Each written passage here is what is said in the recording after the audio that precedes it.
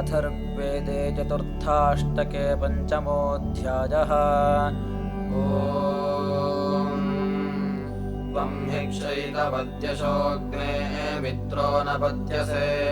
त्वं विचर्षणे श्रवो वसो पुष्टिन्न पुष्यसि त्वां युष्माचर्षणयो यज्ञेभिर्गीर्भिरीळते त्वां वाजीयाद्यवृकोरजस्तोर्विश्वचर्षणिः सजोषस्त्वादिवो नरो यज्ञस्य केतुमिन्धते यद्धस्य मानुषो जनः सुम्नायुर्जुह्वे अध्वरे पृथत्यस्ते सुदानवेधियामर्तः शशमथे ऊतीश बृहतो दिवोद्विषो अम्भो न तरति समिधायस्त आहुतिन्निशितिम् मर्त्यो नशत् वयावन्तं स पुष्यति क्षयमग्ने शतायुषम् द्वेषस्ते धूमरण्वति दिविशं शुक्र आदतः सूरो न हि द्युता त्वं कृपाभावकरोचसे अथा हि विक्ष्वीड्योऽसि प्रियो नो अतिथिः रण्वः पुरीवजोर्यः सूनुर्नत्र ययाय्याः कृत्वा हि द्रोणेः अज्यसेऽग्नेः वाजीनकृत्याः परिज्मेव स्वधागयोऽध्यो नः वार्यः शिशुः त्वन्त्याचिदच्युताग्नेः पशुर्न यवसे धामाः हयत्ते अजरवनाः वृश्चन्ति शिक्वसः वेशिह्यध्वरीयतामग्नेयोतादमेः विशाम् सवृथो विश्वते कृणुजुषस्व हव्यमङ्गिरः अच्छानो मित्रमहो देवदेवानग्ने वोजः सुमतिं रोदस्योः वीहि स्वस्तिं सुक्षितिं दिवो नृन्विषो अम्हांसि दुरितातरे मतभावसातरेम अग्ने सक्षेष धृतपारतेजा उरुज्योतिर्नशते देवजुष्टे यन्तं मित्रेण वरुणः सजोषा देववासित्यजसामर्तमंहाः ईजे यज्ञेभिः शशमे शमीभिरृथद्वारायाग्नये ददाश एवाचनतं यशसामजुष्टिर्नां होमर्तन्नशतेन प्रतृप्तिः सूरो न यस्य दृशतिररेपा भीमायते दिषु चतस्ताधीः एष स्वतः श्रुतो नायमक्तोः पुत्राः चित्रण्वो वसतिर्वनेजाः दिग्मञ्चिदेव महिमर्पो अस्य भसदश्वो नयमसान आसा विजेहमानः परशुन्न जिह्वान्द्रविर्नद्रावयति दारुधक्षत् स इदस्तेव प्रतिधातशिष्यञ्चिषेततेजो यशो न धाराम् चित्रध्वजतिरनतिर्यो अक्तोर्वेर्न दृषद्वारघुपद्मजम्भाः स एम्रेभो न प्रतिवस्त उस्राः शोचिषा नारपीतिमित्रमहाः अनक्तय्येवरुषो यो दिवानमर्त्यो अरुषो यो दिवान दिवो न यस्य विधतो न वीरोद्वृषा रुक्षपोषधीषु नूनोत् कृणानयोत्रजसा पद्मनायन्नारोदसे वसुनादं सुपत्नीः थायो गर्भायो युज्येभिरर्कैर्विद्युन्नतविद्योत्स्वेभिः शुष्मैः शर्थो वायो मरुतान्तदक्षरुहुर्नद्वेषो रभसानो अद्यौत यथा होतर्मनुषो देवता यज्ञेभिः सूनो सहसो यजासि एवानो अद्य समना समानानुषन्नग्न उषतो यक्षिदेवान् स नो विभावा चक्षणिर्नवस्तो रग्निर्मन्दारुवेद्यश्च नो धात् विश्वायुर्यो अमृतो मध्येषु शर्भुद्भूततिथिर्जातवेदाः यावो न यस्य वनयन्त्यध्वं भासांसि वस्ते सूर्यो न शुक्रः प्रिय इनोत्यजरः पावकोष्णस्य चिच्छिष्णसत्पूर्व्याणि वद्माहि सूनो अस्यद्वसद्वा चक्रे अग्निर्जनुषाज्मान्नम् सत्वन्न ऊर्जस न ऊर्जन् धाराजेवजेन वृकेक्षेष्यन्तः निदिक्तियो वा रणमन्नमत्ति वायुर्नराष्ट्र्यत्येत्यक्तून् तुर्यामयस्तलादिशापरातीरत्यो न हृतः पततः परिहृत् आसूर्यो न भानुमद्भिरर्कैरग्ने ततन्थरोदसे विभासा चित्रो न यत्परितमांस्यक्तः शोचिषा पद्मन्नौषिजो न दीयन् अराम्भ्यमन्द्रतममर्कशोकैर्ववृमहे महिनः श्रोष्यग्ने इन्द्रम् दत्त्वा शवसा देवता वायुम् वृणन्ति राधसा नृतमाः नूनो अग्ने वृकेभिः स्वस्ति वेशिराजः पथिभिः पर्ष्यमाः तासूरिभ्यो गृणते रासि सुम्नम् मदेमशतहिमाः सुवीराः उवेवः सूनुम् सहसो युवानमद्रोघवाचम् मतिभिर्यविष्ठम् य इन्मतिद्रविणानि प्रचेता विश्ववाराणि पुरुवारो अध्रुक् वेवसोनि पुर्वणीकहोतर्दोषावस्तोरेरिरे यज्ञियासः क्षामे एव विश्वा भुवनानि यस्मिन् संसौभगानि दधिरे पावके त्वम् विक्ष्वप्रतिपस्सीद आसु कृत्वा रथिरभवो वार्याणाम् अत इनोषि विधते चिकिद्भोव्यानुषज्जातवेदो वसूनि यो नः सनुद्यो अभिदासदग्ने यो अन्तरो मित्रमहो वनुष्यात्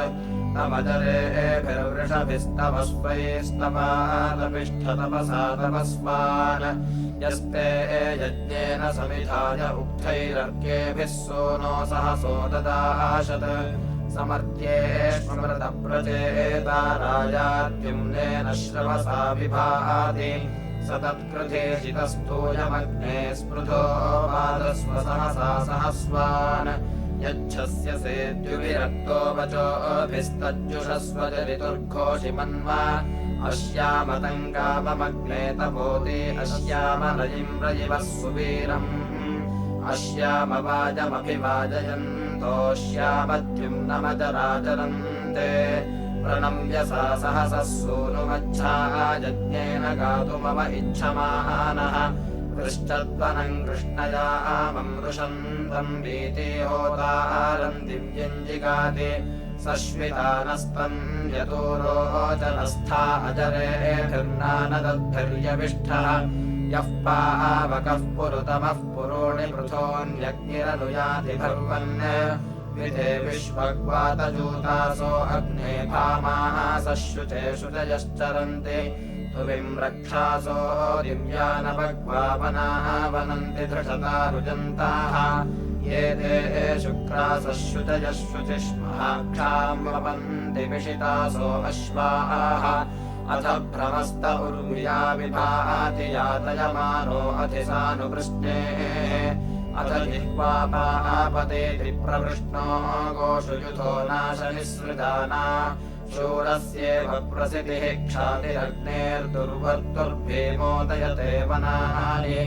आभानुना पार्थिवानिज्रयांसि महस्कोदस्य दृशता ततन्थ सपाधस्वापभयासहो विस्मृतो मनुष्यन् मनुषो निजोर्वा सचित्रचित्रम् चितयन्तमस्मे चित्रक्षत्रचित्रतमम् वयोधाम् चन्द्रम् रयिम् पुरुवीरम् बृहन्तम् चन्द्रचन्द्राभिर्गृणते युवस्व मूर्धानम् दिवो अरतिम् पृथिव्या वैश्वानरमृत आजातमग्निम् कविम् सम्राजपतिथिम् जनानामासन्नापात्रम् जनयन्त देवाः नाभियज्ञानाम् सदनम् रजीणाम् महामाहावमभिसन्नवन्त वैश्वानरम् रथ्यमध्वराणाम् यज्ञस्य केतुम् जनयन्त देवाः त्वद्विप्रो जायते वाज्यग्ने तद्वीरासो अभिमातिशाः वैश्वानरत्वमस्मासु देहि वसो निराजन् स्पृहजाय्याणि त्वाम् विश्वे अमृतजायमानम् शिशुन्न देवा अभिसन्नवन्ते तव क्रतुभिरमृतत्वमाजन् वैश्वानरयत्पित्रोरदेः वैश्वानरतवतानि व्रतानि महान्यग्नेन किरातधर्ष यज्जायमानः पित्रोरुपस्थे विन्दः केतुम् वयुनेष्वह्नाम् वैश्वानरस्य विमितानि चक्षसा सानूनि दिवो अमृतस्य केतुना तस्येतु विश्वा भुवनाधिमूर्धनि वया इव रुरुः सप्तविसृहाः वियोरजांस्य मिमीत सुक्रतुर्वैश्वानरो विदिवो रोचना कविः पर्यो विश्वा भुवनानि पप्रथेदब्धो गोपा अमृतस्य रक्षिता वृक्षस्य वृष्णो अरुषस्य नो सहः प्रणुवोचं विदथा जातवेदसः वैश्वानराय मतिर्नव्यसेषु चिः सोम इव भवते चारुरग्नये स जायमानः परमेभ्यो मनिव्रतान्यग्निर्व्रतपा अरक्षत या अन्तरिक्षममिमीत सुक्रतुर्वैश्वानरो महिना नाकमस्पृशत् यस्तभ्रात्रोदसे मित्रो अद्भुतोऽन्तर्वावद कृणो ज्योतिषातमाः विचर्मणीवधिषणे अवर्तयद्वैश्वानरो विश्वमधत्तवृष्ण्यम् अवामुपस्थे महिषा अगृह्णतविशो राजानमुपतस्थुररुग्मियम् आदूतो अग्निमभरद्विवस्वतो वैश्वानरम् मातरिष्वा परावताः युगे युगे विदध्यम् ऋणद्भ्योऽग्नेरयशसम् देहि नम्यसेम् पव्येव राजन्नकशम् समजरनीचानि वृश्च परिनन्द-तेजसा अस्माकमग्ने मघवत्सुधारयानामि क्षत्रमचरम् सुवीर्यम् वयम् जयेम शतिनम् सहस्रिणम् वैश्वानरवाजमग्ने तपोतिभिः अलब्धेभिस्तव गोपाभिरिष्टेऽस्माकम् बाहि त्रिशतस्थसूरेण रक्षा च नो ददुषाम् शर्तो अग्ने वैश्वानरप्रचतारीस्तवानः आश्च कृष्णमहर्जुनम् च विवर्तेते रजसे वेद्याभिः वैश्वानरो जायमानो न राजावातिरज्योतिषाग्निस्तमांसि नाहन्तन्तुन्न विजानाम्योतुन्नयम् वयन्ति समरेतमानाः कस्य स्वित्पुत्र इह वक्तानि परो वदात्यवरेण पित्रा स इत्तन्तुम् स विजानाद्योतुम् स वक्तान्यरुथा वदाति यदीञ्जिकेतदमृतस्य गोपा अवश्चरन् परो अन्येन पश्यन् अयम् होता प्रथमः पश्यदेवमिदम् ज्योतिरमृतम् मर्त्येषु अयम् स जज्ञे ध्रुव आनिषत्तो मर्त्यस्तन्वावर्धमानः ध्रुवम् ज्योतिर्निहितम् दृशयेकम् मनोजविष्ठम् पतयत्स्वन्दः विश्वे देवाः समनसः सकेता एकम् क्रतुमभिवियन्ति साधु विमे कर्णापतयतो विचक्षुर्वीरम् ज्योतिर्हृदय आहितम् यत् विमे मनश्चरति दूराधीः किम् स्विद्वक्ष्यामि किमुनो मनिष्ये विश्वे देवा अनमस्यन्विजानास्तामग्ने तमसि तस्थिवांसम् वैश्वानरोऽवतूतयेनो मर्त्योऽवतूतये नः पुरो वो मन्द्रम् दिव्यम् स्ववृत्तिम् प्रयति यज्ञे अग्निमध्वरेदधित्थम् पुर उक्थेभिः सहिनो विभावास्त्वद्धरा करति जातवेदाः तमोद्युमः पूर्वणीकहोतरग्नेः अग्निभिर्मनुष इधानः स्तोमय्यमस्मै ममते वशोषम् घृतम् न शुचिमतयः पवन्ते दीपायसश्रवसामर्थ्येषु यो अग्नये ददाश विप्र उक्थैः चित्राभिस्तमोतिभिश्चित्रशोऽतिर्वृतस्य साता गोमतो दधाति आयः पप्रो जायमान उर्वीदूरे दृशाभासा कृष्णाध्वा अथ बहुचित्तमपूर्ण्यायास्तिनः शोतिषा ददृशे पापकः नो नश्चित्रम् पुरुवाजाभिनोति अग्ने रजिम् अकवद्भ्यश्च तेः ये रातसा श्रवसा चात्यन्यान् सुवीर्येभिश्चापि सन्ति जनान् इमै यज्ञम् च नोथा अग्न उशन्यन्त आसानो जुहुते हविष्मान् भरद्वाजेषु दिशेषु वृत्तिमवीर्वाजस्य गद्यस्य सातौ विद्वेषांसेनु हि वर्धयेणाम् मदेमशत हिमाः सुवीराः यजस्वहोतरिषितो यजीयानग्ने वातो मरुतान्न प्रयुक्ते आनो मित्रावरुणाना सत्याद्या वा होत्राय पृथिवीव वृत्याः त्वं होता मन्द्रतमो नो अध्रुगन्तर्देवो विदथा मर्त्येषु पावकया जुह्वा आवह्निरासाग्ने यजस्वतन्वा अन्तवस्वाम् धन्याः चिद्धित्ते दिशणावष्टिप्रदेवाञ्जन्म गृणते यदध्यै वेपिष्ठो अङ्गिरसा यत्र विप्रो मधुच्छन्दो भनति रेफ इष्टौ अदित्युतत्स्वपाको विभावाग्ने यजस्वरोदसी उरूची आयुन्नयन्नमसा रातहौर्या अन्यन्ति स्वप्रयसं पञ्चजनाः वृञ्जे हयन्नमसा बर्हिरग्नावया विष्णुकृतवती सुवृत्तिः अम्यक्षिसद्मसदने पृथिव्या अश्राय यज्ञः सूर्येण दक्षोः तशस्या नः पूर्वणीकहोतर्देवेभिरग्ने अग्निभिरिधानः राजसूनो सहसो वावसाना अतिस्रसेम वृजनन्नाम्भाः मध्ये होता दुरोणे बर्हिषोरालग्निस्तोदस्य रोदसी यजध्यै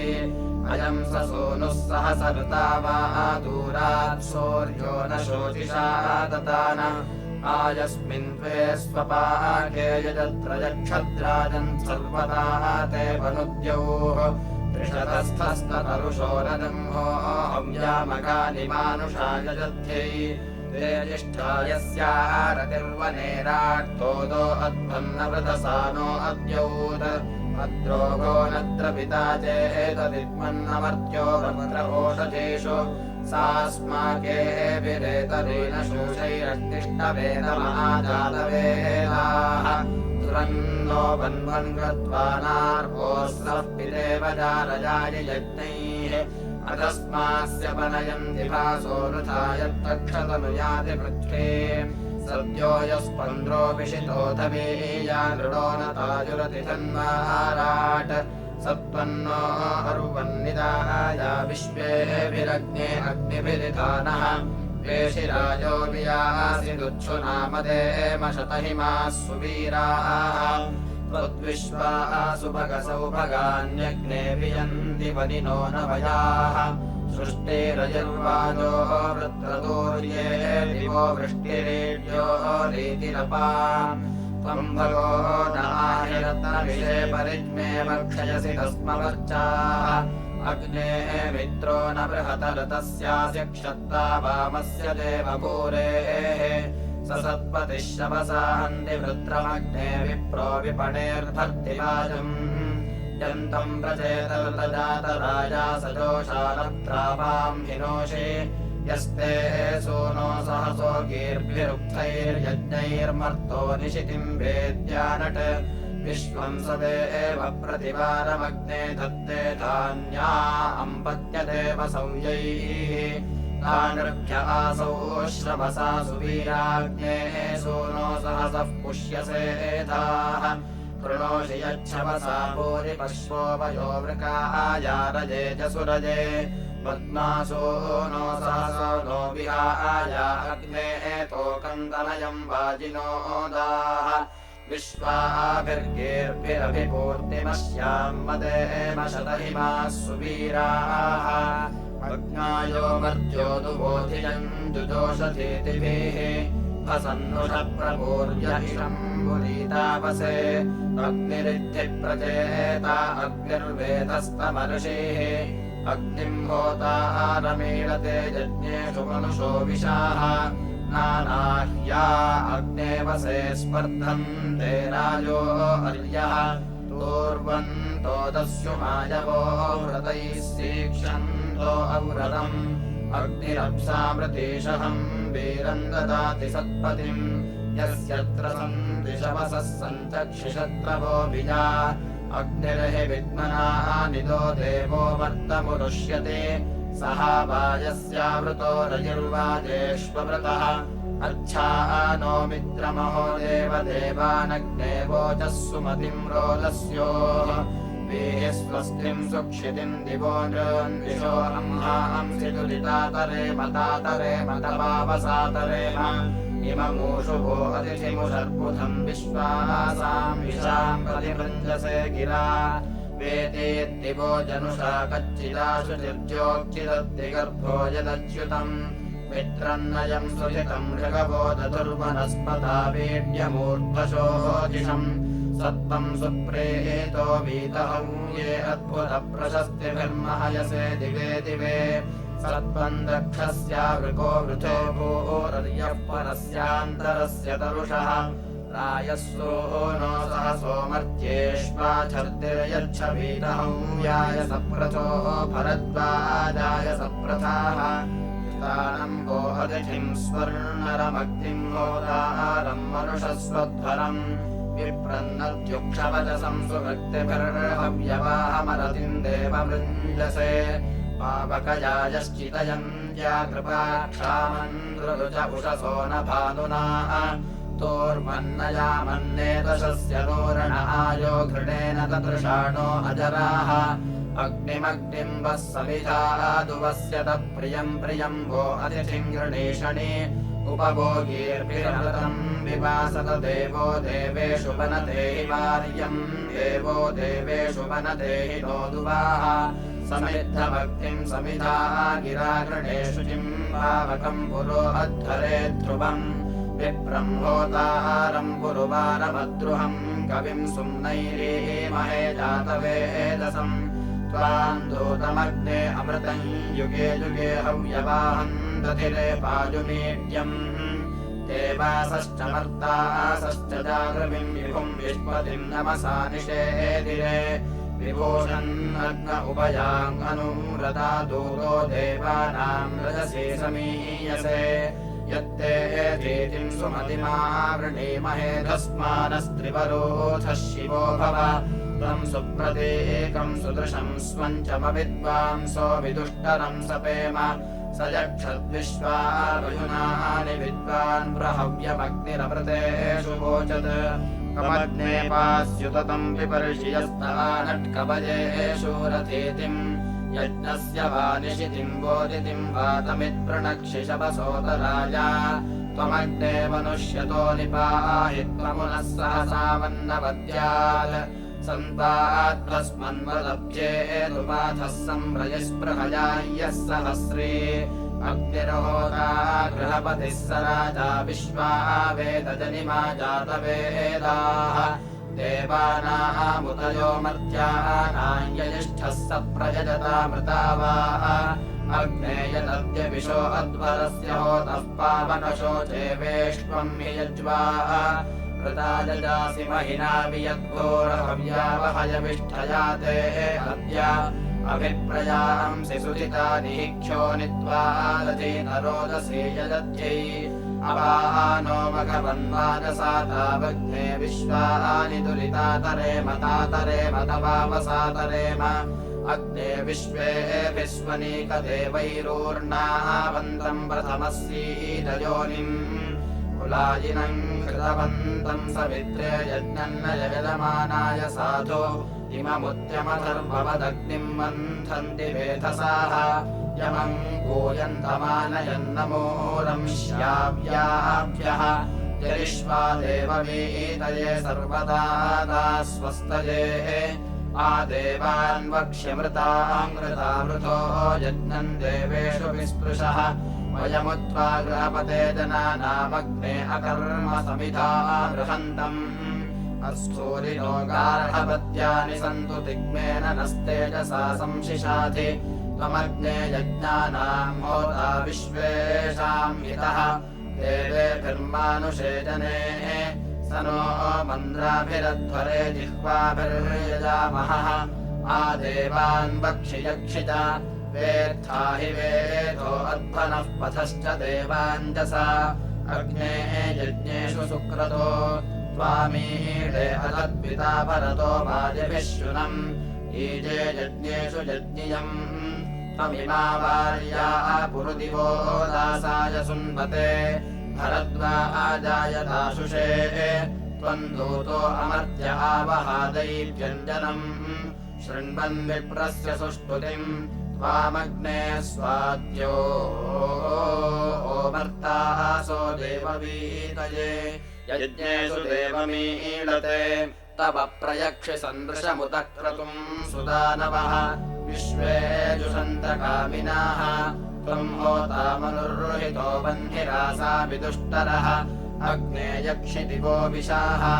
अग्नायाहि वीतये गृणानो हव्यदातये